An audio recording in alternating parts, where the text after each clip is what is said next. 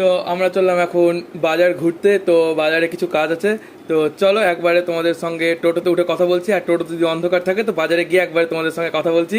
আর এই যে মাইমা। তারপরে চলে আসলাম আমরা বইয়ের দোকানে। তো আমার কটা বই নেবার ছিল, বই নিয়ে নিলাম। আর এখন এই কাকু এখন এখানে বিল করে দিচ্ছে বইগুলোর। তো বই নেওয়া হয়ে গেল। তো আমরা যাব এখন রাতের ডিনার করতে পঞ্চব্যঞ্জনে। তো টোটোতে উঠে গেলাম। তো চলো যাওয়া যাক পঞ্চব্যঞ্জন। তো একবারে গিয়ে কথা হচ্ছে তোমাদের সঙ্গে। তো আমরা ভেজ থালি অর্ডার দিয়েছিলাম আর চলে এসছে আমাদের ভেজ থালি। আর ভেজের মধ্যে কি কি ছিল, তো সবার আগে যে দই, রসগোল্লা, আমের চাটনি, ছানার কোপ্তা, এখানে ছিল মিক্স ভেজ সবজি, আলু পটলের তরকারি, ডাল, আলুর ঝুরি ভাজা, সাদা ভাত, আর ছিল পোলাও আর স্যালাড। তো চলো খেয়ে নিই এবার আমরা। তো প্রথমে হালকা করে পোলাওটা সামনে নিলাম, আর দিয়ে হালকা একটু মুগের ডাল দিলাম, দিয়ে হালকা করে একটু ভালো করে একটু মাখিয়ে নিলাম। আর উপর থেকে একটু দিলাম ঝুরি ভাজা আলুর। তো এবার দিয়ে মুখে দিয়ে দিলাম। দারুণ লাগছে খেতে, পোলাওটা দারুণ হয়েছিল।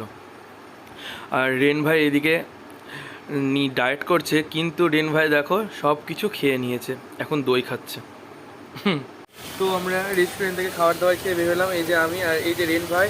আর বাইরে কি পরিমাণ বৃষ্টি, তো বোঝানো যাচ্ছে না, দেখতেই পাচ্ছে যে রাস্তায় জল জমে গেছে। আর কি হাওয়া, একবারে একবারে জল জমে গেছে সামনে, আর কি হাওয়া দিচ্ছে, প্রচণ্ড ঝড় বৃষ্টি। এখন আমরা বাড়ি যাবো কেমন করে সেটাই ভাবছি।